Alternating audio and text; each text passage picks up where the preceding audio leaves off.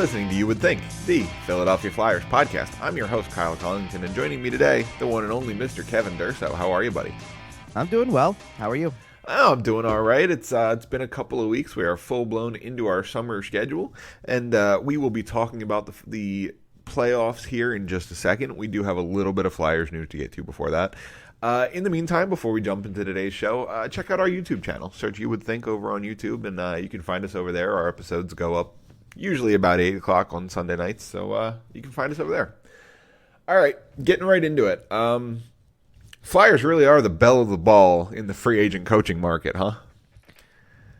I think they're the team that carries some of the most intrigue. I mean, I don't know if they're the tops, but they're one of the tops in terms of intrigue. Because the question about how, and I think we mentioned this last show, the question about, and I know I talked about it this week on 97.3 as well. The question about the intrigue or the attractiveness of the job has come up a lot in the last couple of weeks. Like now that the search can really get going, it's a question of, how attractive is this job compared to blank? And obviously, there's been some changes in the coaching market in the last couple of weeks. Yep. The Islanders have made their choice. They stuck with in-house. And, in all fairness, they made the right call in the sense that if you had to make a coaching change, they did not. But if you had to, as the Islanders, you knew Lane Lambert was going to get phone calls.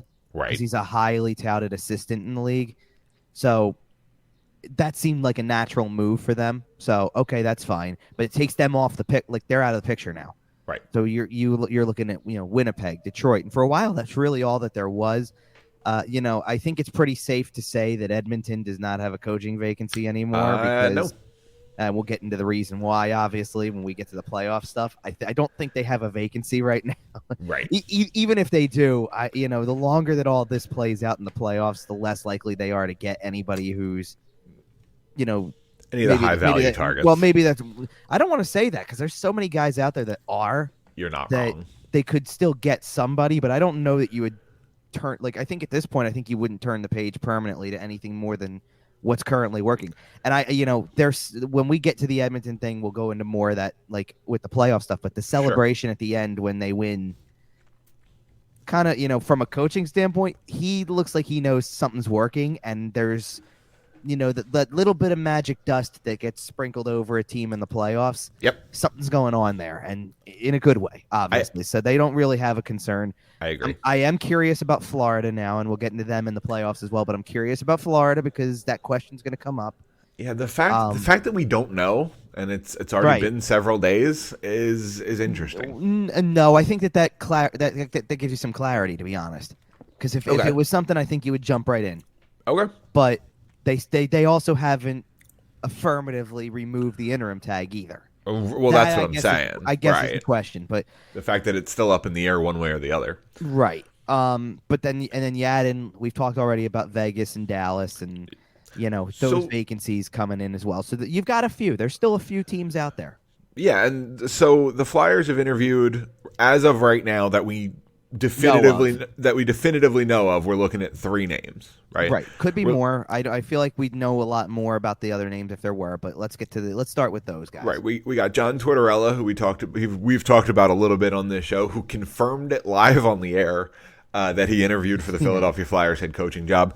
We have Barry Trotz, who confirmed that he interviewed for this job as well as the Winnipeg job. I believe he's confirmed. I don't know. Right? No, I don't know if he's confirmed it directly. Like Tortorella directly confirmed it himself. Okay, you're right. It has been confirmed. Correct. In Trotz's case, it has been confirmed that he has interviewed for 2 jobs.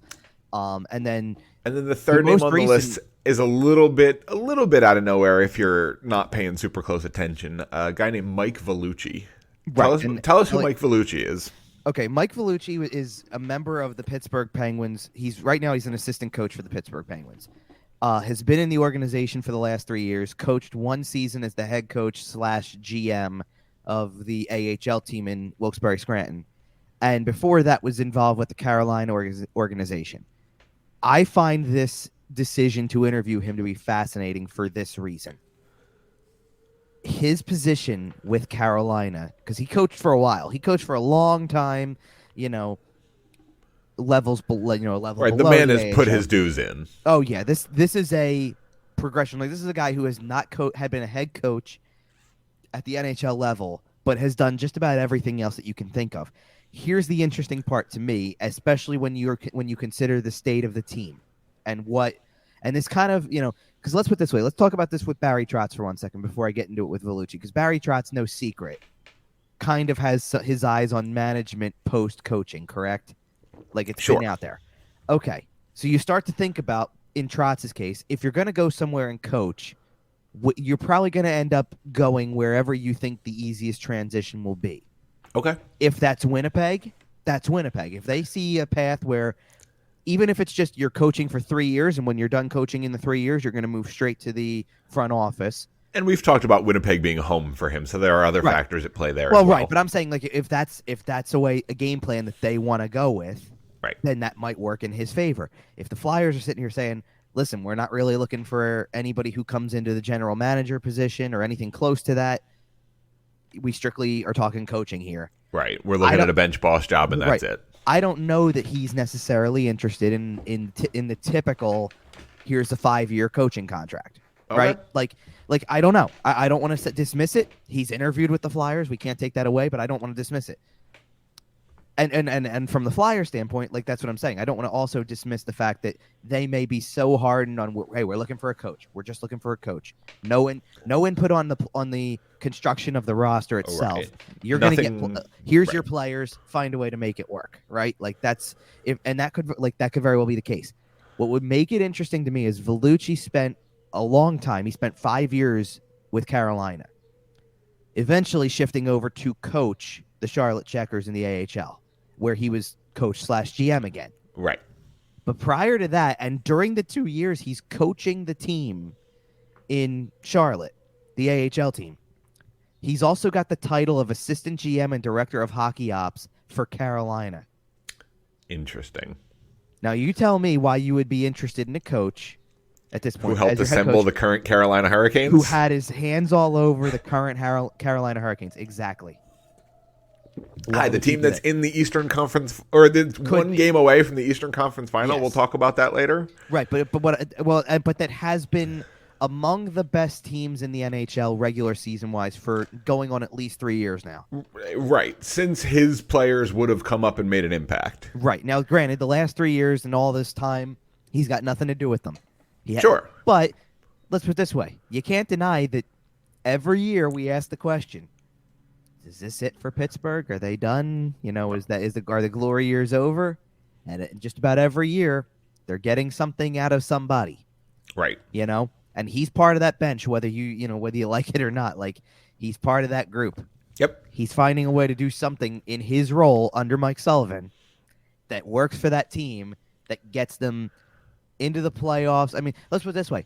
Are they the team that we're talking about against Carolina right now if they have a goalie for the whole series? I mean, possibly, right? Right. And if that's the case, then they didn't even interview him. Yep. And if that's the case, he becomes an even more attractive name because of the fact that they were in a position. They were up 3-1 in the series. By all accounts, it looked like they were going to move on. I don't think that he specifically is responsible for them not moving on. No, I agree. That's fair. You know what I mean? But if he... I'd be curious to see how much of a part he played in the development of guys like Jacob Slavin, like Brett Pesce, like Sebastian Aho, Toivo Teravainen. And I think like these guys that came up through the organization. Mm-hmm. If he was a part of let's assume that these timelines match up here, and he's the coach/GM of the AHL team when all these guys are coming up through the AHL. Mm-hmm. Come on. Well, let's be real. Who's the biggest name you can tie to his time there? It's an easy one. From the draft. Did he draft Sebastian Aho? No, I was thinking Svechnikov. Oh, Svechnikov went second overall right in the middle of that era, of that period, those 5 years. Because we're talking the last 3 with the Pittsburgh organization. So he's coaching the minor league team in 1920, and he's an assistant in 2021 and 21-22 for Pittsburgh. Okay. So the years before that, we're talking 5 years that ends in 2019. So you're talking like 2014. So 15. Everybody up until that. So the whole team. Just the whole team. Just about. I mean, and granted, that includes anything that you decided to do to bring somebody like, another guy who's directly tied to him that's not there right now, whose name should have been coming up last night for sure. Okay. He had everything to do with, or not everything, but he had part of everything to do with Alex Nedeljkovic. Okay. Like, yep. That's a goalie who's playing in Charlotte. While I still can't believe they let him walk. But that's a goalie who not only was part of the development process during his years as an assistant GM or whatever, he coached him in the minors. Like those years he's coaching Charlotte, Nedeljkovic is there. Right. Yeah, so Mike Vellucci is definitely a name to keep an eye on. I know he doesn't have the name, the national star value of a Trotz or a Tortorella. Yes. But the guy has the resume. The guy has done everything there is to do at the minor league level. If you're going to give a new coach a shot, this is how you do it. This is the correct kind of guy to hire, right? This guy or a guy like Kirk Muller coming out of Montreal, who's gotten a little bit of a shot before, but not really.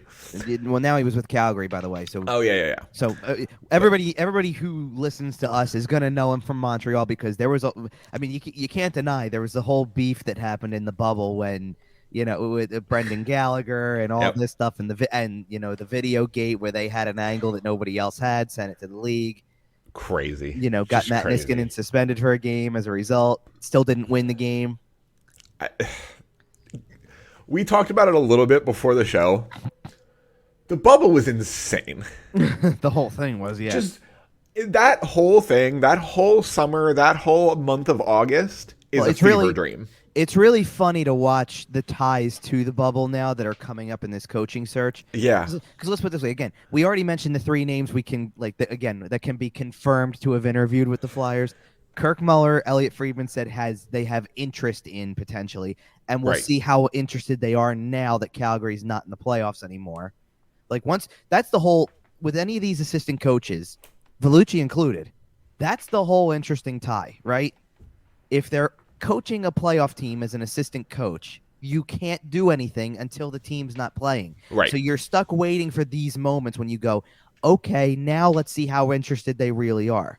Because we can talk interest all we want to in Kirk Muller, in Jim Montgomery. Nothing's firm until we start seeing the stuff about they interviewed them or they've contacted them. And until that happens, it's nothing more than a rumor that they're interested. Yep. And now that Muller's out of the playoffs and now that Montgomery's out of the playoffs, now we should start here it comes. We've got these three names. We got at least they are doing what they said or what we've heard that they are going to do, which is leaving no stone unturned. Because if you're talking to the likes of Trotz and Tortorella, interviewing a guy like Vellucci, planning to talk to either a Jim Montgomery or a Kirk Muller or whatever, you're all over the map. You're covering every bit of whatever that you can. It's a good time to start looking here. This is when the coaching search is kind of going to ramp up in earnest because nobody fires their coach after a third round exit, right? Well, you can fire your coach after a first round exit. I think Jared Bednar might have had a conversation if they had lost in the second round again. But generally speaking, all the coaches that have been fired have been fired. Right. The only holdup with anybody that's still left is if there is an assistant on the bench for those teams that you want to jump in on, because that's the biggest holdup with those teams. Because if you're a team in the conference final or eventually the Stanley Cup final, and you are an assistant on those teams, your value is skyrocketing right now because of the fact that everybody out there is going to sit there and look, and not that it because who's the guy? There's another name that I've heard mentioned before. I'm going to look it up really quick. Okay. To make sure I say the name right, but I'm going to. Coming out of Europe. No. You're not? That's not who I'm thinking of? Derek Lalonde. Okay. Who's an assistant for the Tampa Bay Lightning.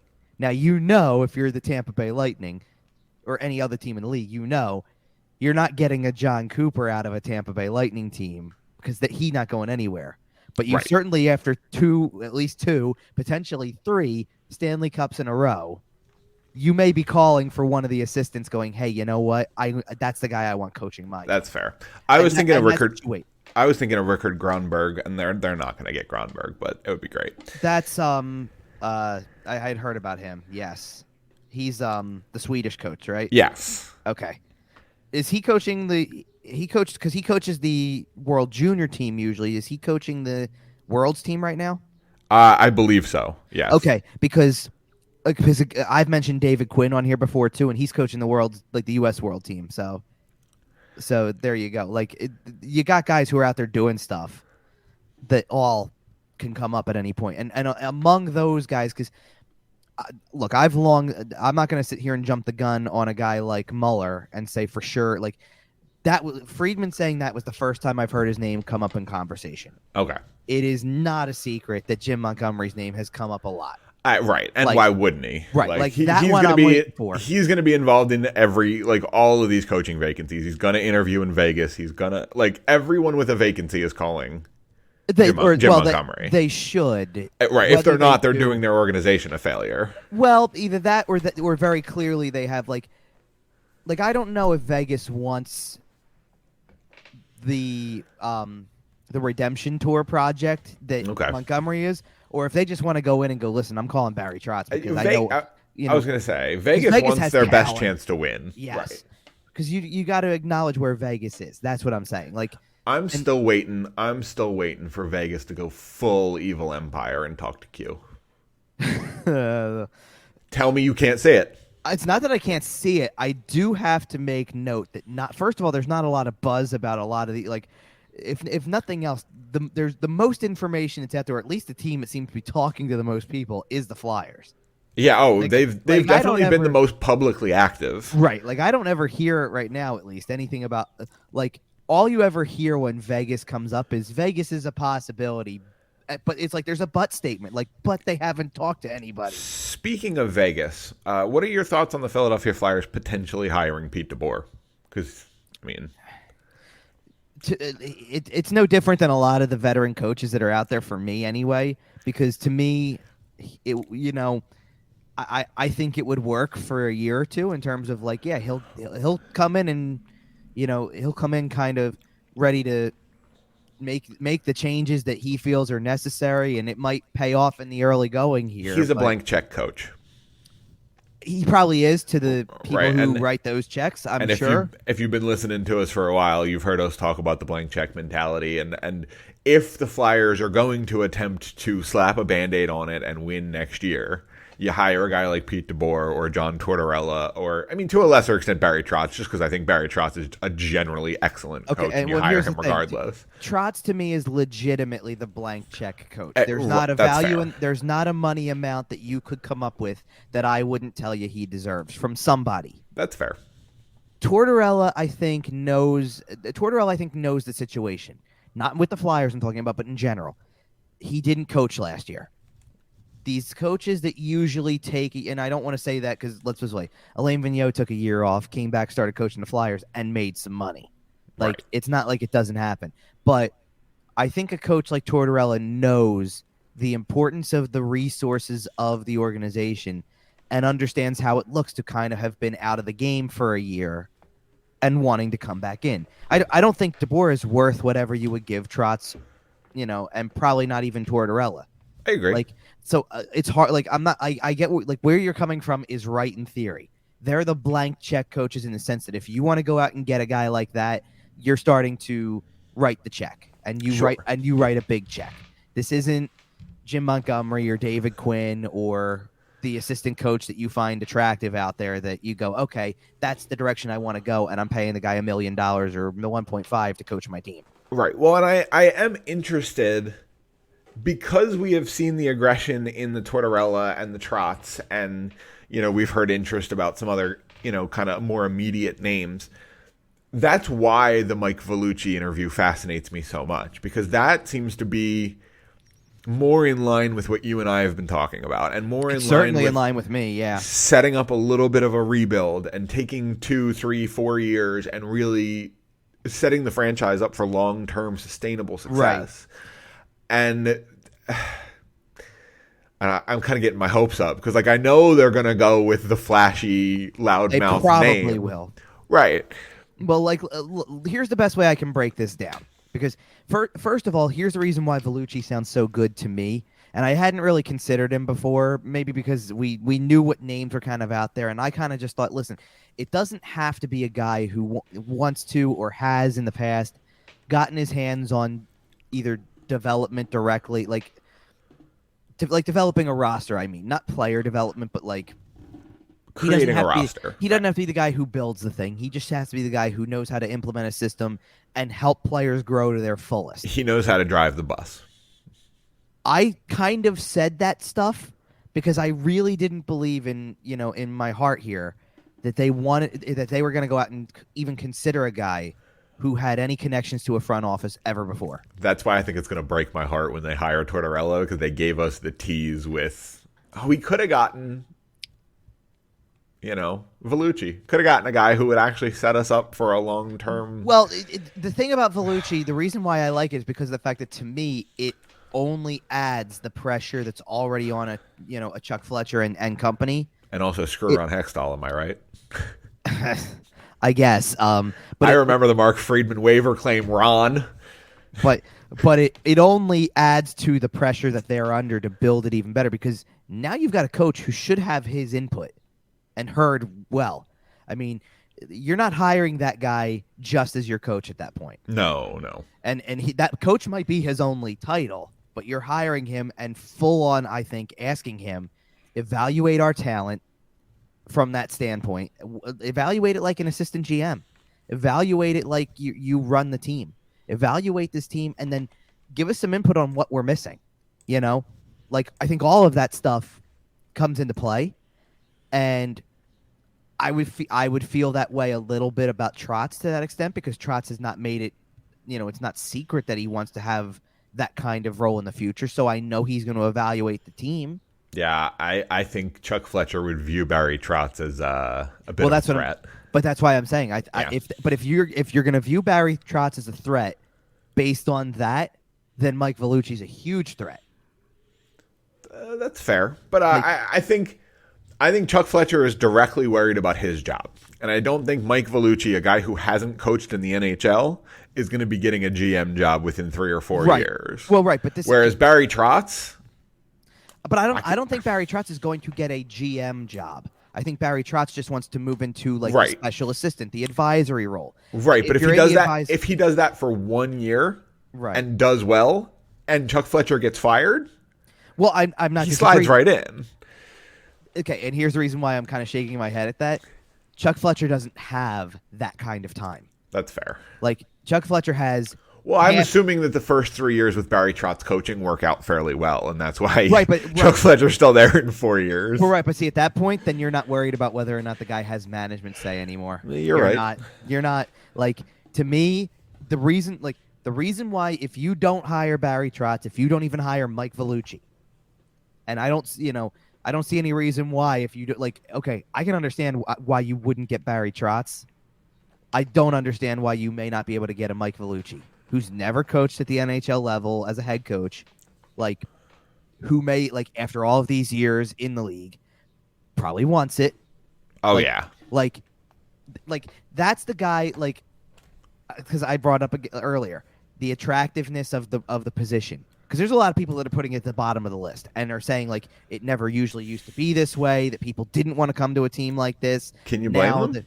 No, I don't. But what I'm saying is... what roster would you rather coach, the Philadelphia Flyers or the current Detroit Red Wings? I agree. Because I agree with where you're going with that. What I'm saying is there's a difference between, if you're Jim Montgomery, who was a head coach for a year and a half, had issues, personal issues, and did something that, according to the team's official release when all of it happened, was conduct that was unacceptable, detrimental to the team, all that type of stuff, right? If you're looking for the redemption tour, there is no job that's unattractive to you. You want to go anywhere there's an opening. Anybody who's willing to give you the shot. If you're an assistant who's never coached before, been a head coach at the NHL level, you're interested in everything because you know it's your opportunity to be in command. Right. If that's I understand that the jobs may not be the most attractive out there to Trotz or Tortorella or you name it, DeBoer, Paul Maurice, any of these guys who have been out of a job that were coaching before and have coached for a long time and are ranking in the top 15 in coaching. I get it. it shouldn't be to a guy like Vellucci. Like Vellucci should sit there and look at the possibility and say, you know what, this would be a huge opportunity. And not to mention, he's already in the state. He's coaching across the state. Right. Like, it's not exactly a huge move. No, he could rent a U-Haul and drive the Pennsylvania Turnpike. It's about 5 Right. hours. So that's like, because that's another thing that comes up. Does somebody want to move, be close to where they previously were, that type of stuff? Like, you would be starting a new life. And there's coaches who do it, and there's coaches who kind of are, no, I'm going to stick to this. Like, it's different for coaches than it is for players. I think this is a guy who probably wants a shot to coach and is willing to move to do it. Oh, yeah. I'm not saying he's not. What I'm getting at is that there really shouldn't be anything that holds you back from hiring a guy like Mike Vellucci, except with the exception of that you feel threatened by his hockey ops experience. Man, like, it's the truth though. That's a hire. If you don't go after this guy, the main reason, unless it is to get a coach that you feel is way more qualified, right, like a Trotz, the only reason you don't do this is because you have too much of an ego in your own mind that I don't want to be threatened in my job. I want to keep, like, it is. To me, it is. There's also something to be said for, I don't necessarily want to be the first team to give this guy a shot, because what if he sucks? Like, what if it just doesn't translate?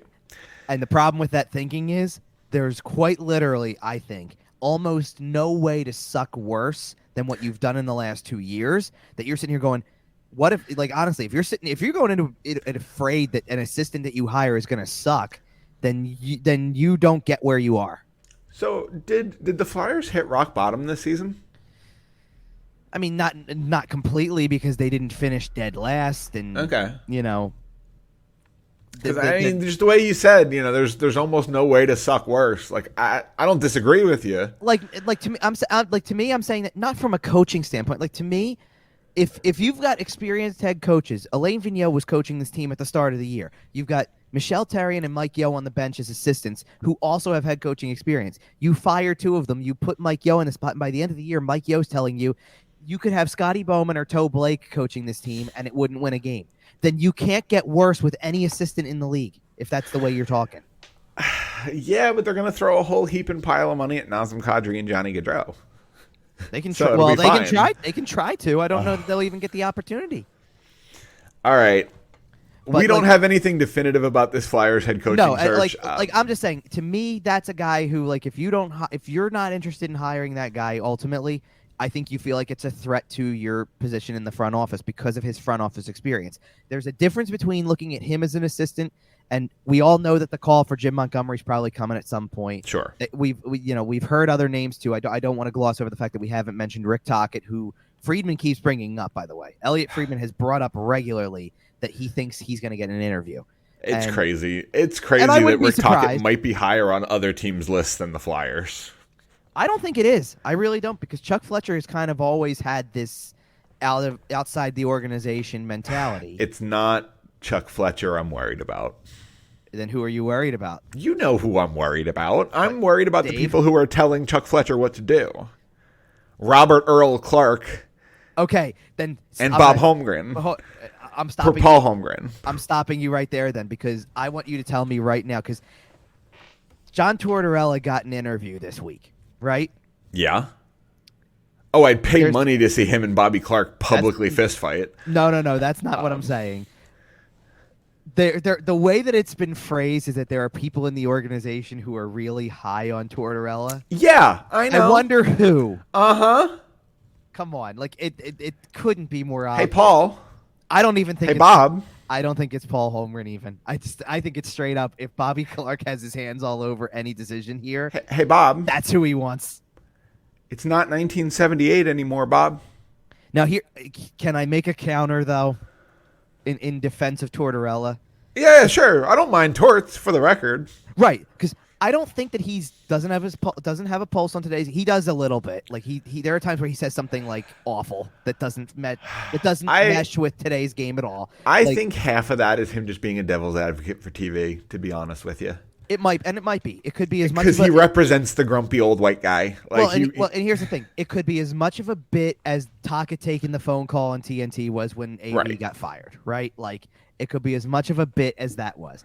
But let's wait. This was the guy who tried to tell you, and this is a good transition. This is the guy who tried to tell you that Connor McDavid needs to play more defense to have any success in the playoffs. Okay, that's it. I'm putting a halt on the coaching search talk, and we're transitioning to the playoffs. Because Connor McDavid has 29 points. What? It's been, 12 games? And Connor McDavid has 26, not 29. 26, I'm sorry. 26 each for Connor McDavid and Leon Draisaitl. We'll get into Draisaitl in a second. But hello, McFly? By the way, do you know what 26 points is? A lot. Well, yes. You know why? Okay. Because 26 points in 12 games, you said? Is it less? No. I'm saying it's in 12 games they've done this. That's exactly half of the points that the Flyers' leading scorer had this year. Sorry, I had to go there. This really is rock bottom. There were only 9 players on the Flyers in an 82-game season that managed 26 points. Let alone what Connor McDavid and Leon Draisaitl have done in 2 rounds of the playoffs. Insane.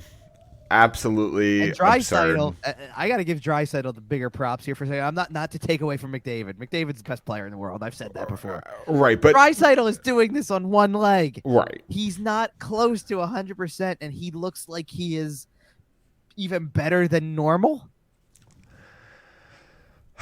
What is he? What is he, like a transformer where so the leg hurts, but something formed there that heals it magically, so he gets to play at the highest level? You know how hockey players are the toughest of the major sport athletes? Right. Football, whatever, but generally speaking, I would put hockey players up there in terms of toughness. Mm-hmm. German hockey players, forget about it. He's literally just a Sherman tank. He is just an actual tank that does whatever he wants. So, what he wants to do is win. So I take it. Is this a series we're starting with? Yeah, we have to. Okay, that's fine. No, I'm just making sure. I mean, we can start with any of the 3 that are actually done. Absolutely. So the Battle of Alberta did not last as long as any of us thought it was going to. I think pretty much everybody, even through 4 games, pretty much everybody had this series going 6 or 7. At least I certainly did. Instead, we got maybe the craziest 5-game series in NHL history. It was a circus. Game 1, 9-6, 5-3, 4-1, 5-3, 5-4. The scores were pretty normal after that, but that's still pretty high scoring for a playoff series. But we started with a 9-6. The only word I can use, the only word that's appropriate, 9-6. Here we go. Is barn burner. No, I wasn't even making a joke. Like, oh, I know. No, the game was just a barn burner, and like, I know, no pun intended. Calgary Flame, whatever, but it's a barn burner. The Saddle Dome was on fire that night. We're sure that's not just from the fact that they scored 9 goals. Well, as that's a team themselves, part of it.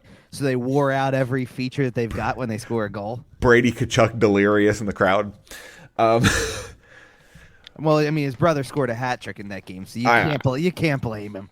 No, but you know who I can blame? Keith, throw your hat. Throw your hat, Keith. What? It's his favorite hat. It's your son's playoff hat trick. He can get it back for you. Hey, son, get me my hat back. Okay, Dad, no problem. I'm the guy who scored the hat trick. Hello. I know. It's really funny. This has not been a good round for me. Okay. I've been wrong on a lot of stuff. Yeah, I certainly didn't have Edmonton winning in 5. Like I did not have Edmonton winning the series. I don't think I did either, but I think I had it going 6 or 7. So I had Calgary in 7, which, by the way, so there you go. It's your toss-up. Well, right, which means I can see either team winning the series, but I really did think it was going to take 7. It was a close series. Yeah, it was way a fun closer series. Well, because here's the thing: those 2-5-3 games that come out of it, because Edmonton wins a couple games by those types of scores. They're pretty Calgary got off to the same kind of really hot start in game 2 that they did in game 1. Like, they were off to that kind of start. Before you could blink, it was 2-0. Right. They just weren't able to hold the. It was Jacob Markstrom. Markstrom was awful in the series. He was like, the rest of the team was fine. Like, they kept him in games. They kept things close. Like, they weren't perfect. Obviously, they could have played better. Jacob Markstrom gave up some softies. Now, here's the thing. It was Markstrom. I'm not taking away from, because Markstrom all of a sudden went from outstanding goaltending pretty much all regular season, and definitely had to go toe-to-toe in the first round of the playoffs, to, that's a goals against every single, of minimum of 4. I'm not going to look it up exactly for what it was in this series. I could look up his overall playoff total, but I know at one point I saw that this series had the second most goals in playoff series history. Right. Do you know what series it was behind? Is it Flyers Penguins 2012? Sure is. Of course it is. And you know what? After game 1, it felt a lot like that series. After game 3, when Milan Lucic runs Mike Smith. Do you know what's funny, by the way, about that series, that 2012 series, now that I'm thinking of it? The thing about this series, when you're talking about the amount of goals scored, is that the first game set the tone. Right. 9-6. Right. The first game of the Flyers-Penguins series that year was nothing more than a 4-3 overtime final. I know. It was just a tight game. Which, by all standards, is normal. Right.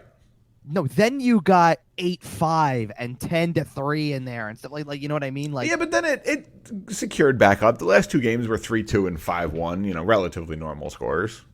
Relatively speaking. Okay. Yeah. 5-1 is a little bit out there, but one of them was an empty netter, Braden Shen. Okay, that's fair. But either way. But yeah, it also probably set the modern record for penalty minutes in a playoff series. Well, and I think this one probably gave it a run for its money. This one probably needed the 6th game that Flyers Penguins series got to get there. Yeah, because it was getting there, man. Well, let's put it this way. If Leon Draisaitl had more points in this series, like McDavid had more points in the first round series against LA, Draisaitl had more points in this series. He had 17. And he also had every single Calgary Flames stick hacking across his ankle for games 3, 4, and 5. If he gets one more game, if Calgary wins that game in overtime instead, if he gets one more game, the record for most points in a playoff series was 19. Oh, wow. He was going to do it. Well, and here's the thing. This is what makes it so impressive. He gets 17 in 5. Mario Lemieux got 17 in 6. Wow. Gretzky got 18 in 6. Wow. And then I think it was Rick Middleton has the record at 19. But it took 7. Here's the thing, though. And Leon Draisaitl won't make the trade. Okay. If Calgary wins that game in overtime, they win the series. Ooh, that's interesting. 100%. Because, you're like, yeah. 100%. Because that series was so swingy that a swing like that, if Calgary had swung back, they were rolling. Calgary needed to take, there were 2 swings where Calgary needed to take the momentum, and they didn't. One being, look, your season's on the line. You need that overtime game when it's a toss-up. Right. But when they tied they tied game 4 on probably the flukiest goal I think I've ever seen. Yeah. They needed to win that game, and they gave up the game winner with under 3 minutes to go. Yep. Or with a little over 3 minutes to go. Yep. That can't happen when you're already trailing in the series, and too many times in the playoffs, 3-1 going down 3-1 feels like a bit of a death sentence too, because there's a lot to overcome in the following 3 games to put together a 3-game winning streak. You got to beat a very good team 3 times in a row. Well, and it only gets like the reason why we still, as like when we do Flyer stuff, why we still marvel about 2010 and the Boston series is because the further into the playoffs you get, the harder it gets to mount that kind of a comeback. Right, and that was in the second round. You might be able to, and I think there are teams that actually haven't finished the job completely, but that have gone from 3-0 to 3-3. Right. And get it to a game 7, and you're going, wow, that's amazing that this is even possible. Right? Yep. Like, But in the first round, you're still competing with teams that may have just barely gotten into the playoffs. That like you don't, that can have something where that underlying injury from all the extra games that you played with full, Making the guys, first round of the playoffs is a lot like community college. It's kind of high school plus. The first round is kind of regular season plus. There's a lot of teams that end up on a level playing field because they're not necessarily elite, but they're not necessarily they're not bad. Right. Like the thing that also makes comebacks like that impressive in the second round or beyond is that once you fall behind in a series like that, now you've got guys who are playing hurt. Now you're too far into the playoffs that you've got guys playing hurt. Right. Like everyone knows Leon Draisaitl's ankle is hurt. They're going after it. The thing that kind of gets me about that series too, because the group chat was really going back and forth during game one. Well, yeah. It's a tough series to kind of be active during to an extent because we can't deny it's the latest series in the bunch. Yeah, it was a little. It's tricky. getting the last start. Right. So it's every night. So as you're getting closer to the end of these games, it's a little hard to do this. At least to communicate with a bunch of people who are all on different schedules. Right. I'm definitely still sitting up. Central Standard Time is coming in clutch. I'll tell you that much. That's for sure, and it'll continue. It will continue to for you during the next two rounds, I'm sure. But the thing, because I said it right off the bat in game one, if you've got Connor McDavid, the game is not over. No, it's never over. Nope. That's the thing, though. I don't know if I felt that way for Calgary. Okay. Like when Calgary would fall behind in a game, I'm not sitting there going, oh, and it's funny. They actually did mount the comeback in game 4 to get it tied, but their top line did produce, right? Kachuk, Gaudreau, they did. To me, it was the lack of. It's not that the lack of production, because those guys did produce in multiple games. It wasn't just they came back in game 4, game 5. Those guys actually were giving you something because Gaudreau scored his first goal of the series in that one. You're getting stuff from the right players. I think Lindholm had a goal in that game. That line was doing what it had to do. The thing was that I just didn't get the sense, even with how good that top line was during the course of the season, I didn't get the sense that you could sit there confidently and say, you know what, like when you talk about having a McDavid, it's just never over. Right. And there is this otherworldly plane that only a few players inhabit, right? Yes. And Connor McDavid and Leon Draisaitl happen to be two of them that can do it on the same team. Sure. It's absolutely insane because we've talked about Sidney Crosby, we've talked about Connor McDavid doing it, Leon Draisaitl doing it. Another player that can do it is a player that they're going to be facing in the Eastern Conference Finals. Because I have absolutely in the West Finals? Or in the Western Conference Finals, I'm sorry. Because I have on more than one occasion watched Nathan MacKinnon take over a game.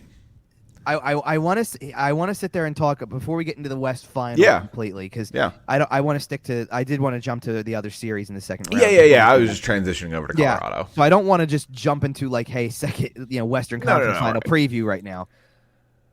By the way, Colorado had to be nervous. Oh, I'm sure. By the way, the only series I got right. Okay. Perfectly right. I was close. I had Colorado in 5. I didn't quite give Nashville enough credit, and I'm not going to lie to you. When Nashville won game, or St. Louis rather, yeah. And I'm not going to lie. Yeah, you're right. When St. Louis won game 5, I got a little nervous. Right, because Colorado kind of has that reputation that Washington had for a couple of years with that second round hump. I was nervous for in game 6. I was nervous for them with impending overtime. Yeah. There's 20 seconds left in regulation, and you think overtime's coming, and I'm going, I don't like this for Colorado. I mean, that's a game that if you lose, you're in tough spots for the series. Just mentally. Like, I looked at that and I went, because there were a lot of people that believed that series was going 7 when it went back to St. Louis, and I'm like, you know what? If it goes overtime, I'm buying in now. Okay. I'm really buying into that possibility because this is anything can happen territory. And, Man, here's the thing. The night before, Edmonton had won in overtime because McDavid scored the goal. So I also was in my mind thinking, if Colorado's going to do it, it's going to have to be Nathan MacKinnon. Right. Right? Well, Instead, or maybe not. Maybe maybe it's Darren Helm. Well, no, I would have picked another star. Like I was because if not Nathan McKinnon, then what? Maybe Cale Makar. Like Right. it's going to be somebody big. Maybe Gabe Landeskog, the captain of the team. Rantanen hasn't really scored in the playoffs. He's been quiet. He's been the setup guy. So I would even maybe even Gabe Landeskog, who as the captain of that team has gone through hell and back as, somebody who's been there for probably the longest, of that core group. That you sit here and you go, because guess what we're not talking about? Yes, this is Nathan McKinnon's first trip to a conference final. It's also Gabe Landeskog's. And we're not talking enough about that. Right. Like, that's a guy who, I mean, have we actually, because even, Darren Helm, yes, we're going to get into him for a second here. But Darren Helm at least has won before. Yeah, because he was around long enough in Detroit to go back to the previous cup that they've won. And you know what? I do want to give Darren Helm credit because he didn't make the St. Louis fans sit through a whole intermission just to score early in overtime. He gave them the opportunity to go home a little early. That whole play, it's very polite. Was crazy. Because nothing about it is actually really crisp. Like Logan O'Connor makes a pass across ice that goes off the boards, and he's just there in open space. And in fairness, in fairness to him, there's 5 seconds left. Let her go. Right. By all means, you don't. If you're at home, every fan's going shoo. I mean, you might as well. There's 5 seconds left. Yep. By the way, great call on the broadcast. Oh, Brendan Burke is really good. I like him a lot. Did you hear the radio? Did you hear the radio call? I believe I did. Yes. Oh my God. You know what? You know what it is actually? I think I'd heard the Colorado radio, and I want to hear same thing. I heard the Edmonton radio for McDavid's. I want to hear the other side too. You want to hear that? Yeah. I need the away radio too. You're a masochist, huh? No, please, you know what happens here. I watch losses on a regular basis. I kind of need to hear both sides of the equation. I love compilation videos like that where they play all of them. Here's how it was on TV. Here's the home radio call. Here's the away radio call. We got all of them. I like all of it. You're a sick man. No, I'm a broadcaster. You enjoy hearing people's pain. You're a sick man. No, because I like it for the good of the positive radio call too. I like the whole picture. All right, broadcast junkie. That's what I would say. I guess. Colorado, St. Louis. Who you got? Oh no! Next one now. Colorado, Colorado, Edmonton. Who you got? Let's go. So we're doing this right now. We're gonna go back. Okay. Yeah. I think we do conference by conference here. All right. I am going to stand by everything that I've gone through so far. Okay. I've got Colorado in the final. I've had Colorado in the final from the very beginning of the playoffs. I had Calgary in the final. Rip. Okay, there you go. But I've had Colorado all along, so why would I change it now? I do not think that this is going to be an easy series. No. This is, to be honest, this now needs to be the series that we thought the Battle of Alberta was going to be. Well, this needs distance. This one screams 7 games to me. I think this series depends on Mike Smith. And if he finally runs out of gas, I could see Colorado winning this in 5. 5 or 6, maybe 6 more. But I don't think that's going to happen. I think the Oilers will. I think the Oilers steal at least 1 in Colorado. I'm really curious to see, especially from the very start of it in Game 1. I'm really curious to see if this turns out to be as much of a track meet as the Battle of Alberta turned into to an extent with the high-powered offenses, because they both can score. I'm so glad that Colorado took care of business, because then everyone just gets 3 full days to rest. Oh, yeah, an extra full day off to rest. Yes. And Game 1 should be a track meet, like you said. But here's the thing, though. In a track meet, I'm not betting against Connor McDavid.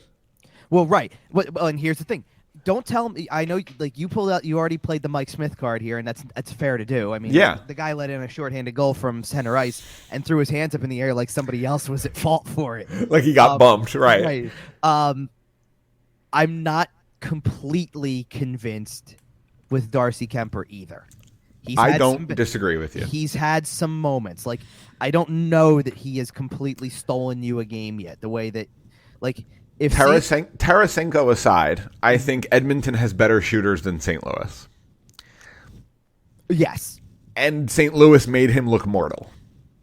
Right. Like, I'm nervous if I'm a Colorado fan. I just think you're getting like it's almost unfair to do this. I know why we're all doing this. It's the easiest thing to do. I even tweeted afterwards because it's the easiest way to go with this and the easiest angle to take. Yes, it's McDavid McKinnon. It's the matchup that everybody's kind of been waiting for. And that's how the NHL should be marketing right. it. Both guys, first conference final. Somebody's getting to their first Stanley Cup final. One of these guys, because I said it when I did my spot on 97.3 this week. I think we've been waiting. You know, Crosby got to a cup final pretty quickly in his career. Ovechkin didn't until 2018. Right. And it was a big deal just for him to make it, let alone win it. It's going to be a big deal when McKinnon or McDavid make their first cup final appearance. Well, and one of them's guaranteed to. And one of them's going to. And which is why it's a big deal that this is their first conference final. I agree. You can go, well, one of them's got to win. So somebody's getting here for the first time. I think it's unfair that we're not able to talk about everybody way more because it's fair. Not just McKinnon and McDavid. Draisaitl's been off the charts. Good. Nazem Kadri has been fantastic. On Colorado's side, it's McKinnon, Landeskog, Rantanen, Kadri, Makar, like Devon Taves has had a great playoffs. They're just incredible. And at some point, you cut it off. Like at Devon Taves, I kind of cut it off from the superstar level, and I go, "You're just a really good player that fits into his role perfectly." Yeah, that's valid. Like you're just a really good player. It's even, I was about to say it's even a good coaching match. Edmonton's still using an interim coach technically. But not for long. But here's the thing. How long has Bednar waited to get to this point? Well, and that's why I mentioned a little earlier in our coaching conversation. Right. If they hadn't gotten over the hump, I don't necessarily know if Jared Bednar gets fired just because they've been such a good team over the last couple of years. But at some point, somebody's got to pay the price for that. Yeah, right. You start asking questions. Yep. So could Barry Trotz get us over the hump? And then on Edmonton's side, sure, we're not talking about Draisaitl as much as we could, obviously, in that because you're saying McKinnon, McDavid, right? But love him or hate him, Evander Kane's been a scoring machine in the playoffs, and he's been a monster. And in the last series, in particular, look at Zach Hyman coming out and lighting it up every night. I mean, he scored in every game in the series, and I'm not surprised because that series was physical and chippy, and Zach Hyman loves that kind of stuff. Well, and Ryan Nugent-Hopkins had a good series. Yep. Defensively, you're getting performances. Taylor Yamamoto had a good series too. You know who I thought had an incredible series, and defensively, I think the focus for Edmonton falls to Darnell Nurse, and there's definitely and he was solid, and there's definitely focus on Duncan Keith as a guy who's gone through this multiple times. The guy who's impressed me a lot. Evan Bouchard. Okay. He's been really good in this. I really thought you were about to say Cody Ceci. No. I think because Bouchard was a high draft pick. And right. Now it's all coming together. He's emerging in these. He's emerging the way if the last round it was ironically enough against Calgary. If the last round it was you can't ignore Jay Gottinger anymore. He's the guy now. Bouchard's got a high Bouchard's place. The same way. Bouchard has probably solidified himself as a top 3 defenseman on that team now. Okay. And for a long time that wasn't saying too much, but but Cody Ceci is what he is, right? Yeah. Duncan Keith's not going to be there forever. Darnell Nurse is pretty much the number one guy. He is going to be there forever. And signed the big contract. Right. But Bouchard's coming along on such a trajectory right now that I'm like, he's impressed me so much in this thing. And then, it's because it's funny. Goaltending wise, it's not even close to the two teams with the best goaltending from a collective standpoint in the year. But, that's okay. There's only one elite goalie remaining in these playoffs. Pretty much. I mean, I'd be curious. Well, no, there's not. Healthy. Oh, you're right. There's not. I mean, you're right. I can't guarantee. You're right. I can't guarantee that there's 2 that are going to play in the East Final. Right. But there are 2 elite goaltenders left in this play. All right. So give me a prediction here for the Western Conference Finals, and then we'll flip over and talk about the East. Colorado in 7. Okay. It's going to be a great series, though. Lots of offense. You know what? These playoffs have just been fantastic. Mm-hmm. We have gotten some incredible stories. We've gotten some really good kind of cliche things happen in a good way. This feels a lot like a return to normalcy in terms of the playoffs and kind of how it all feels. And it's a good thing. It's a very, very good thing. Oh, well, it's been so much fun to watch. Connor McDavid's going to make the Stanley Cup Finals. Okay. Listen. And I say it like that on purpose because I think it's Connor McDavid and co. Okay. I think he is going to do... I think there's a chance he gets close to that playoff points record that we just touched on with Draisaitl hitting in the second round. 19 points. I think if this series goes 6 or 7, Connor McDavid could very easily challenge that number.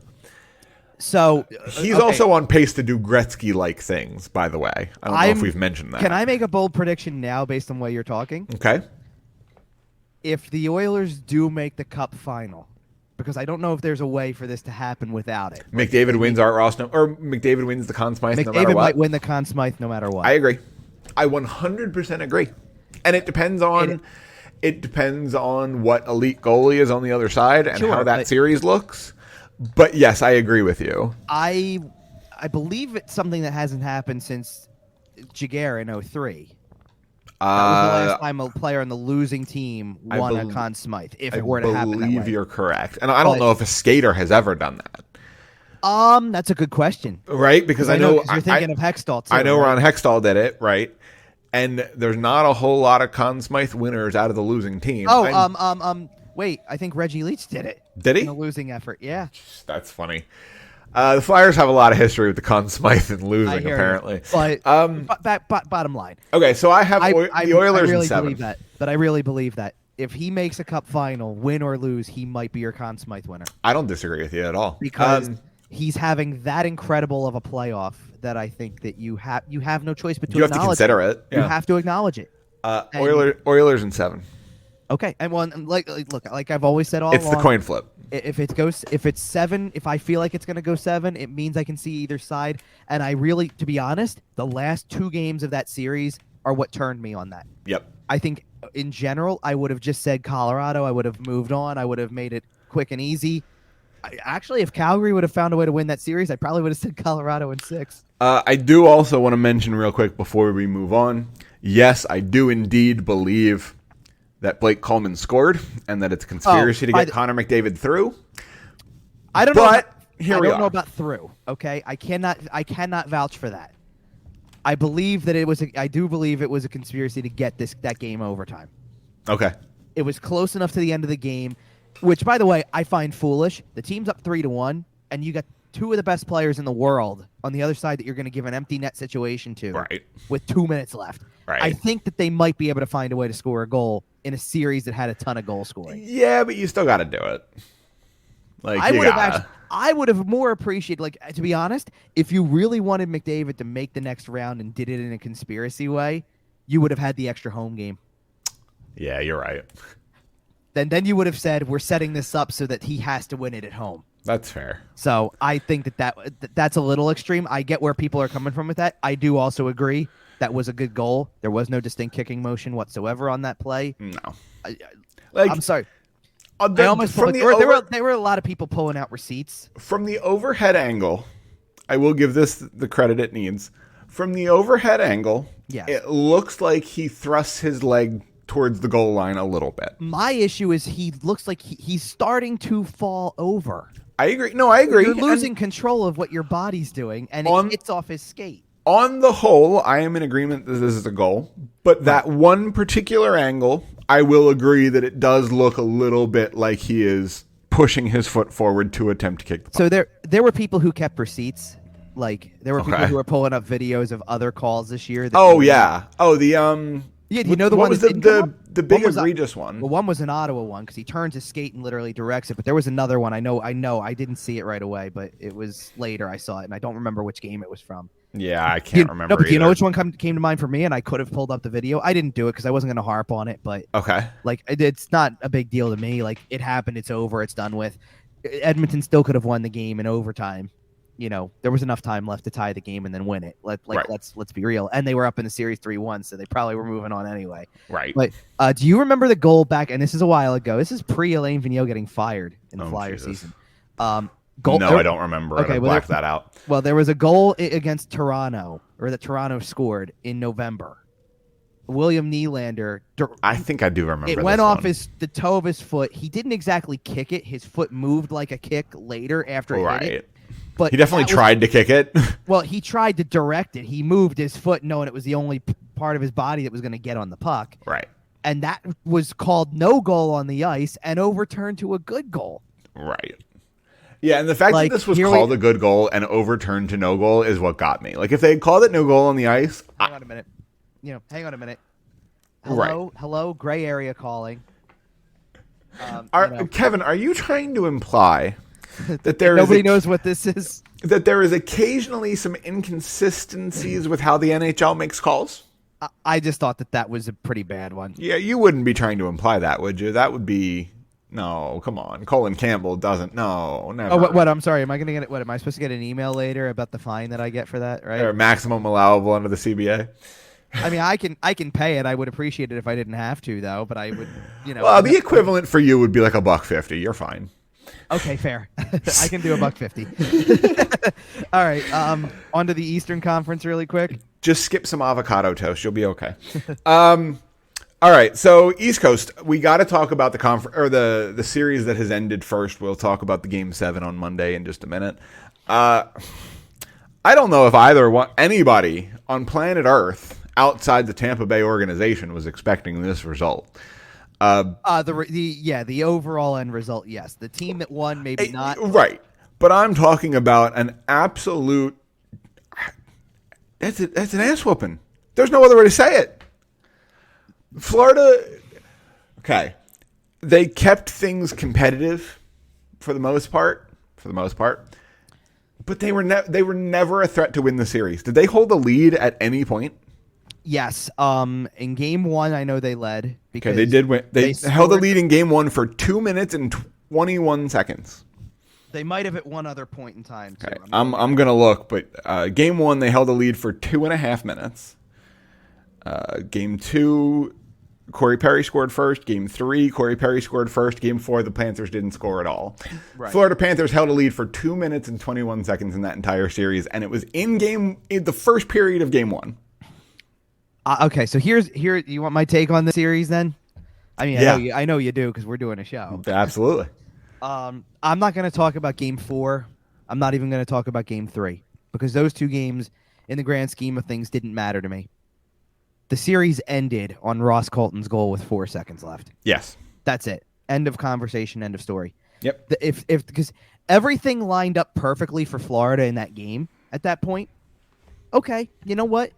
I don't know that you win Game 2, and if you lose Game 2 in overtime, yes, I probably feel the same way, but it was overtime. I may change my thought about that if you come back in Game 3 and have a competitive game. You just showed you could get them to overtime. Right. Game 2... For game 2 at home to end like that. You make a mistake like that and essentially stop playing in the final 10 seconds, assuming overtime, and get beat by a team that has been there, done that 2 years in a row. It's over. That's a spirit breaker. That's one of those things that this team is going to change, right? Claude Giroux is probably not coming back. They have some other names that they have to re-sign, move around. This is the last run for this particular group for the Florida Panthers. Yes. But Jonathan Huberdeau is never going to let that happen again.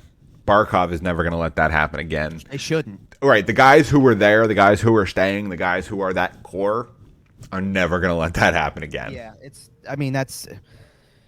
Because you're right. That goal, Ross Colton single-handedly broke the Florida Panthers. Well, and here's the thing. Competitive series in the sense that,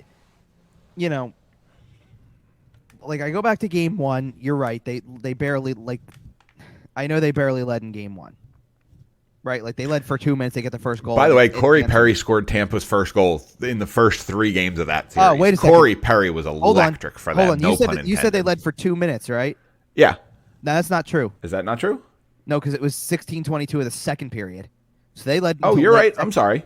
But then again, so Game 1, you're going to the third period, tied 1-1. Game 2, you're in the third period late, and it's 1-1. Game 4, you took 49 shots on goal and lost 2-0 with one of the goals being an empty netter. Right. Like, it's competitive, but you do not have that extra gear. It's like Florida does not have that extra gear. Right. They don't have that next level. Well, because if that's the case, you wouldn't lose the win a period, win a game third period of game 1. Yep. You wouldn't give up the goal with 4 seconds left in a game that should go to overtime. And I can't even sit there and say anything about game 4 because of the fact that game 4, Andrei Vasilevsky was absurd. I believe the words that I used were this is elimination game Vasilevsky or playoff clincher Vasilevsky. Like, you're getting that guy that night tonight. Andrei Vasilevsky is the biggest threat to Connor McDavid for the Conn Smythe Trophy at the halfway point of the playoffs. Yeah, pretty much. I mean, I think it's a 2-horse race. If their teams make it, those are the guys. The reason why you feel that way from Tampa's standpoint is because of the fact that there's not exactly. I mean, who's the biggest guy who's emerged for them from a point production or goal scoring standpoint? Is it Corey Perry? Quite frankly, it's probably Corey Perry. Right. Like I said, he scored the first goal in that series in the first 3 games. What, 37-year-old Corey Perry? Like, who cares, man? No, the guy who probably made the smartest decision in the world when he said, if you can't beat him, join him. Oh, yeah. 2 years running, losing in the Cup final. Yep. And, man, I want to go back and see. Like, I hope there's audio of what was said to him by John Cooper in that handshake line last year. By the way, Pat Maroon, 14 straight playoff wins. Because he's got that St. Louis year in, too. John Cooper said it after the whole thing because he even said winning, this many in a row anyway, winning that many series in a row, which they're up to 10. He goes, 10 in a row is incredible. Yeah. He's done it 14 times. 14. He's got a whole extra 4 here. Like, it's insane.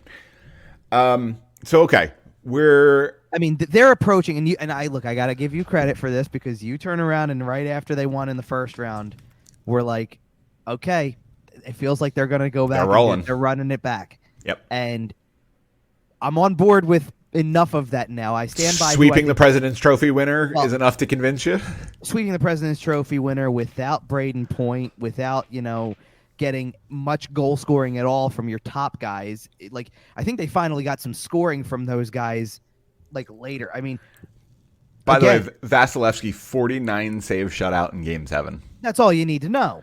And Tampa didn't score until 6 minutes into the third period. So he played the first full 2 periods shutout hockey. Well, relative. They thought they did. Goals that counted. Right. So Andrei Vasilevsky had to be sharp because he didn't have any margin of error. Which, by the way, the one was right. Right. The one off the faceoff was definitively right. No, I agree. And then the only reason I was surprised by the other one was because they didn't have a good angle to really say it went out of play. And they might have had an angle that we don't have. I agree that by common sense, it hit out of play and shot back in. I get it, but I don't know that was as conclusive as unless you can prove it. As the way that the hand clearly moved the puck. Right. I agree. Even though his hand is on his stick, it's still the glove that is directing it. You kind of have no choice but to acknowledge that. But was Matt Duchene offsides? Only by about 1.5 miles. He was in a different zip code. So there's really not a whole lot to talk about. Tampa is doing Tampa things and has decided that right. And they took 7 games against Toronto to get their feet wet, get warmed up, remember what time of year it is. And now they're sitting here going, all right. Well, and this is the thing. We're back. And I don't know for whoever plays them next round, if they make the final, whoever plays them in the final, Toronto did something in the first round that doesn't happen a lot to this team. They were vulnerable. Yeah. Oh, yeah. When you have Toronto had them hurt. When you have them, and you'll get this one as much as anybody because I know you watch this type of stuff. If you have them on the mat, don't let them get up. Right. Like, you got to finish the job. If they're down, don't let them up. Yep. And Toronto let them up. And then what? I mean, that last series, that's the 15-second knockout right there. I mean, right? I'm so proud of you for trying to make UFC references. It's hilarious. I hear you. I'm saying. Well, I mean, that's as much of a boxing reference as it is. You know. But am I right? Yeah. That's your TKO right there. Right. Like, because it turned out to not be a fight.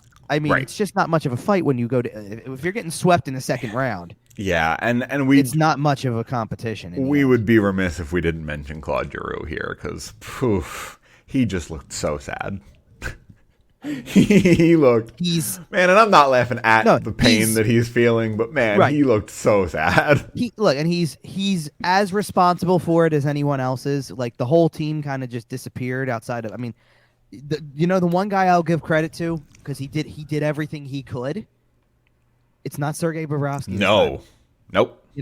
Everybody wants to sit there and play the playoff Bob card. It wasn't Sergei Bobrovsky this time. He proved himself. He belonged. It wasn't. Not this time. You went up against probably the best team of the Cap era. Absolutely. In their third, like they're in full swing. Like the way I described it when I was on the air this week, because I even said this is the closest thing we've seen to a true dynasty. And I even said there's been great teams that we want to consider that, and I left, one of the teams I left out that I know won much more consistently because I know Chicago won 3 Stanley Cups in a course of 6 years. I get that. I went back to Detroit because I go, they won back to back. They got a third one in there that wasn't that far in the future. Like you're still talking a good 3 and 7 where 2 of them were back to back. It's the Yzerman era. Like you can kind of pin it down to a group. By the way, quick segue, not to get off track. Yeah. The trailer for this unrivaled special that ESPN's going to have on the Red Wings and the Avalanche. It's going to be good. Oh my goodness, I can't wait for this. ESPN's production values are pretty good. Yeah. So I can't wait to see this. But because it's all those players that we're talking about. You're right. But to me, like I look at those guys and like the way like I look at those teams and those teams that we would consider dynasties or try to consider dynasties. I don't know if you really can call them true dynasties. Like they're close, they're very close. They are the dominant teams of that particular time frame, but I don't know if they are I don't know if we've seen one like this since the Islanders of the early 80s. Are the 2000 to 2015-ish or 2020-ish New England Patriots, is that a dynasty to you? I'm just out of curiosity. I know you're just talking about hockey. I'm just trying to define what you think a dynasty is. Yes, because there's 2 central figures to the whole thing. Totally. I agree.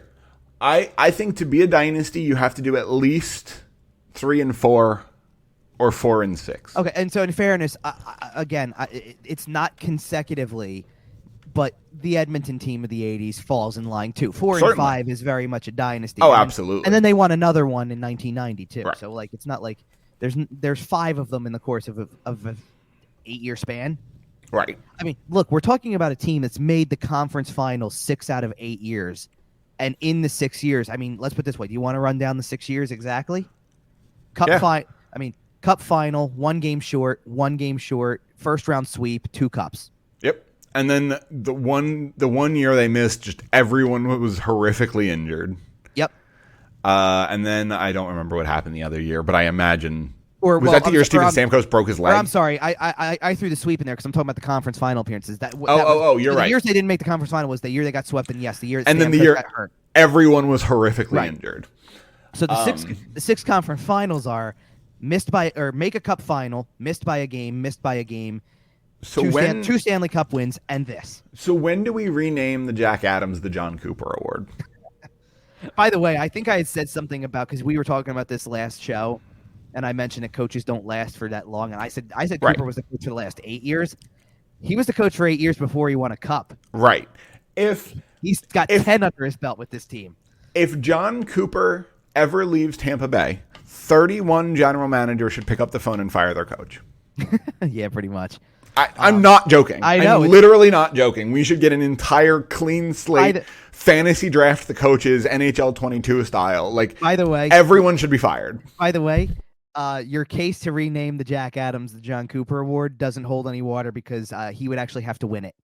And apparently he doesn't get any respect to do it because, as we've said on this show before, it's the award for the coach that overachieves with his team.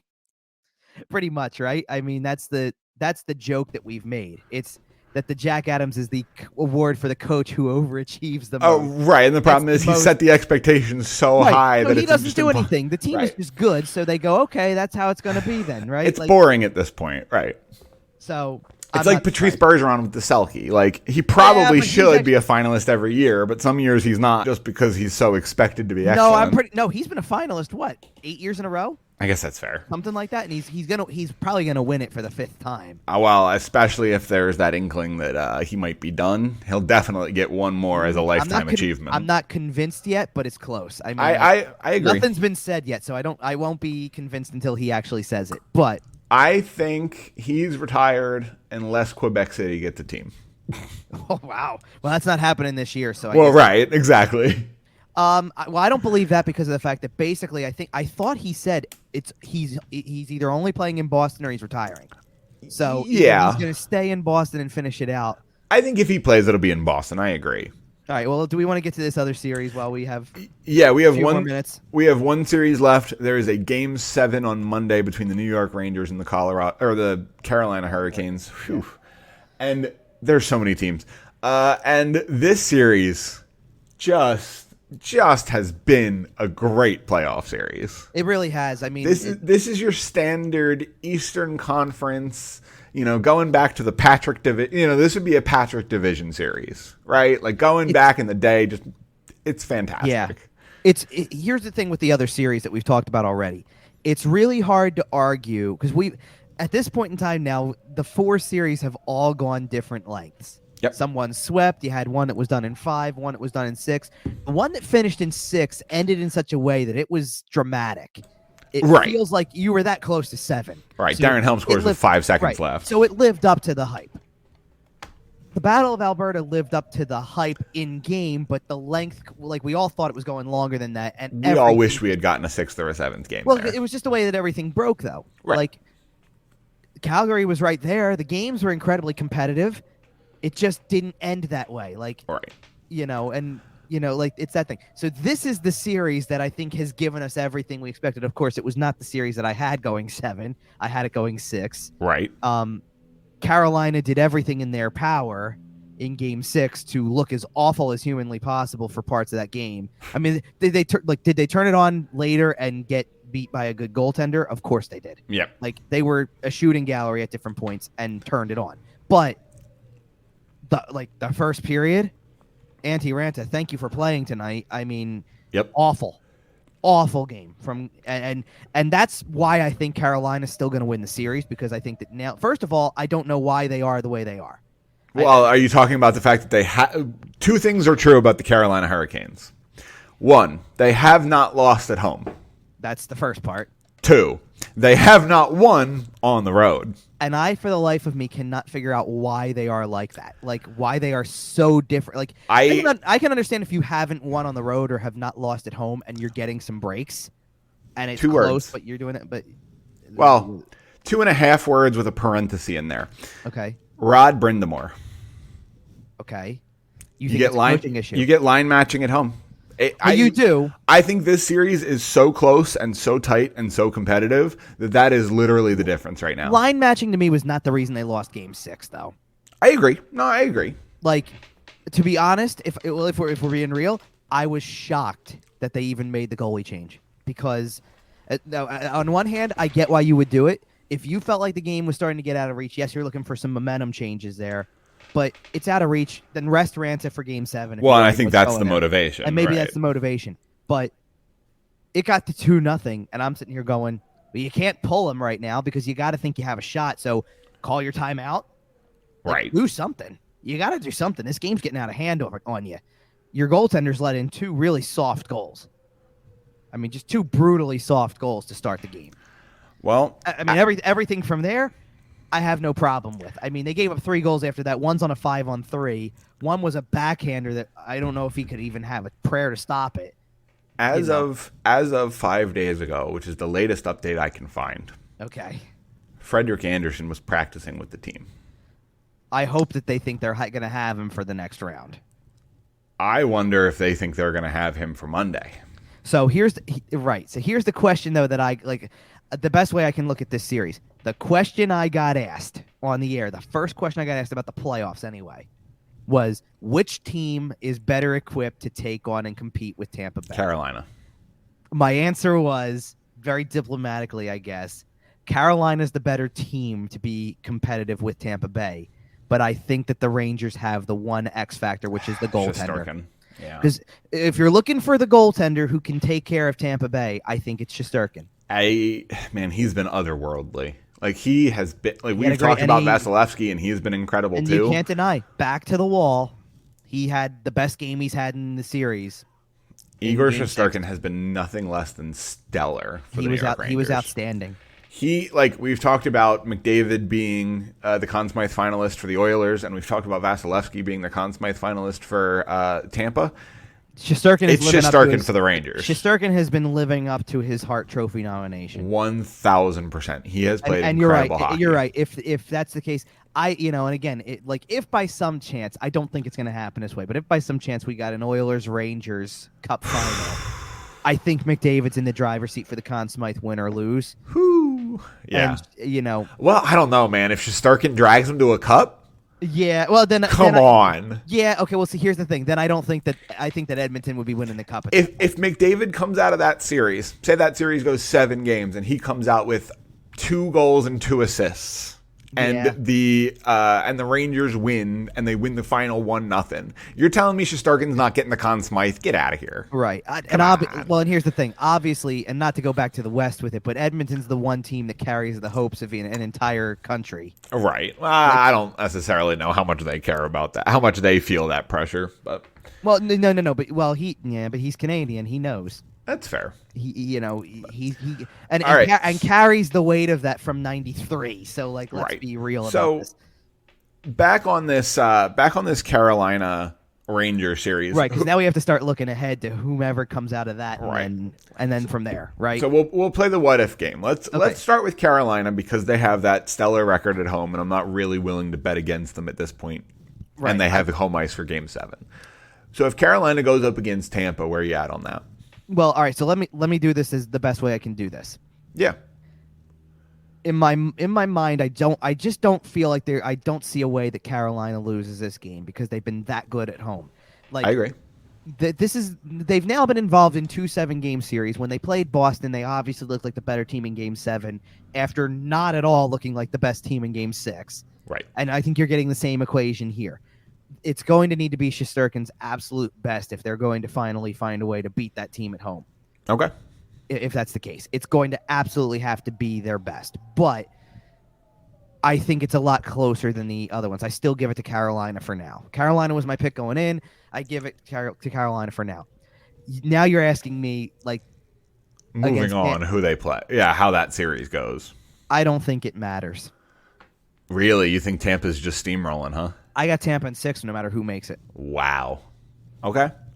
And, I mean, the only thing that makes me hesitant about saying Tampa in 6 is the fact that if it is Carolina, which means that they are 8-0 on home ice in 2 series, then I think... And they have home ice. They would have home ice against Tampa. Well, then here's my belief. Then I believe that we would come out of the first 2 games of the East Final if it's Carolina with a split. Okay. You think they get one? Right. I think Tampa gets one somewhere in there. Right. And if that's the case, then you already know what needs to happen. Yep. And Carolina's got to find a way to be better on the road. Find a way to win on the road. Right. And I just get the sense that, and in that case, based on exactly what you said about Rod Brind'Amour, I think that's a case where, once again, I'm sorry, you get schooled by John Cooper. In Rod we trust. Well, when it comes to the line matching on the road, that's where you get schooled. If they find a way to steal a game on the road in Carolina, then I think that you lose the advantage because I don't know how you're supposed to. If you can't beat, you're not beating Boston on the road, you're not beating the Rangers on the road, and you're getting chances to do so, I don't know how you're supposed to beat this team on the road if you're already struggling in that respect. That's fair. It becomes right now, I'm sitting here looking at it going, Rangers, prove me wrong if you're going to move on and be the first to beat this team on at home. So this Tampa, prove me wrong and beat this team at home. This is a bit of a super nerd hockey take. Okay. But man, I really want to watch Stamkos, Kucherov. I want to watch that Tampa first line go up against the pairing of Pesci and Slavin. I just want to watch that for 5 to 7 games. Just for real. just pump it directly into my veins. Okay, so I think if the Rangers win this game 7, which is, I think, a distinct possibility, right? When you have Igor Shesterkin, you can't count them out because he can just decide to make 65 saves and win. Coin flip. Yeah, this is the legitimate coin flip. He can just wake up that morning and decide to piss excellence, and here we are. And if New York makes it through, I do think Tampa smokes them. I think it's I think it's a 6-game series, but I think it's more on the 5 or 6 games side of things. I think if Carolina wins, I also think it's a 6-game series. I agree with you. I think it's more on the 6 or 7 game side of things. Let me say this about it then, because here's the thing. At the very least, Carolina's followed the same path in both of these series. If they are going to move on, they'll have gone up 2-0, lost the next 2, won game 5, lost game 6, won game 7. Right. They'll have never truly trailed in a series. The Rangers, in the meantime, down 3-1 and, to come Pittsburgh. back, and then down 2-0, they're come behind back down 3-2. Like, you're eventually playing the catch-up game is going to catch up to you. Yep, it takes a lot of energy to come from behind. So. Like, I think at least because Carolina has always, even in the tied series, they've always been in the driver's seat to some capacity because you're never behind. Right. You have the control in front of you. You just need to be like, you go up 2-0, you lose the next 2. You just got to be better than the last 2 in game 5. Simply be better. Right. You lose game 6 like this, just got to be better in game 7. Yep. That's all it takes. And that's a mentality that I think helps them. When you're the Rangers, you know that you're one mistake away, one bad game away from it all being over. And eventually you're going to run out of energy. I'm going to be curious as anything to see what happens. If the Rangers certainly, to me, have the one position player that changes the game for everything. Also, if it's Tampa and New York there, man, Corey Perry and Pat Maroon are going to be all up in Shesterkin's kitchen. They're going to be there. And in the conference finals, where murder is legal, right? They're going to make his life miserable. But the league, we know, at this point, that the league needs an Edmonton, New York final. That wouldn't be bad. No, right. I think on the revenue look, that would be pretty good for them. Yeah, I don't think we're gonna get it at all, but. Well, we will see. We will see. We do have a game 7 on Monday. We will be back in 2 weeks to discuss. I mean, at that point, I believe we'll be talking about who's in the Stanley Cup final. I'm actually going to check that now because I do have all the dates in front of me. So it should be pretty close, yeah. In the meantime, follow us on Twitter at YWT Podcast. Follow Kevin at Kevin_Durso. You can find the show everywhere you find your podcast: Facebook, Instagram, Podbean, iTunes, Google Podcasts, Spotify, SportsTalkPhilly.com. We're all over the place. So it's the same situation. The only way we are not talking about who's in the Cup final is if we have double sweeps, one or both game 7s. Oh, okay.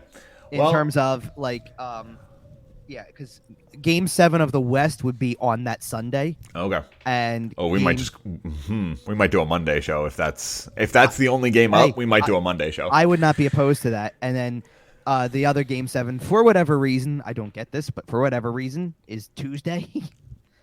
With a 2-day break in between games. I guess because Carolina and New York can't play until Monday. I don't know. Well, either way. Well, no, because it makes no sense that late in the series. So I'm assuming my guess was that they made the schedule based on no matter who gets game 7. Meaning it could be Carolina or it could be the Rangers. I don't know that there's anything happening in Carolina, but you're talking about a building like MSG. You probably have to do some scheduling gymnastics there at this time of year. But let's put it this way. In my mind, that one's not going 7 anyway. So I think that we may be looking at the game, and if that's the case, I agree with. With how good these playoffs have been, I wouldn't be surprised. So no, I know.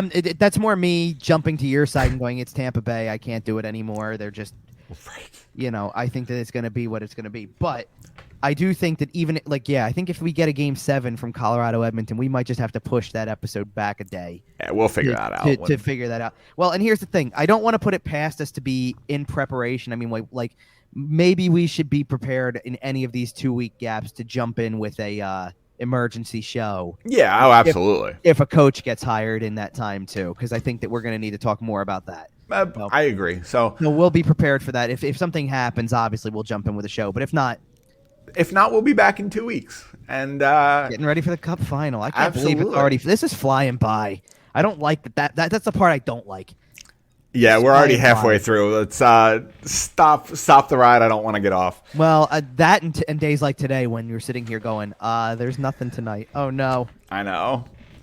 But I'll take the fact that we got a Game 7 though tomorrow. I'll take the fact that we have that. There will be a new podcast episode to listen to tonight, and there will be a new one in another couple of weeks, unless there's some breaking news in the meantime. So, in the meantime, like I said, follow the show at YWT Podcast. Follow Kevin at Kevin_Durso. I already did the rest of the plugs, so we're just going to go ahead and get out of here, and in 2 weeks, we'll see ya.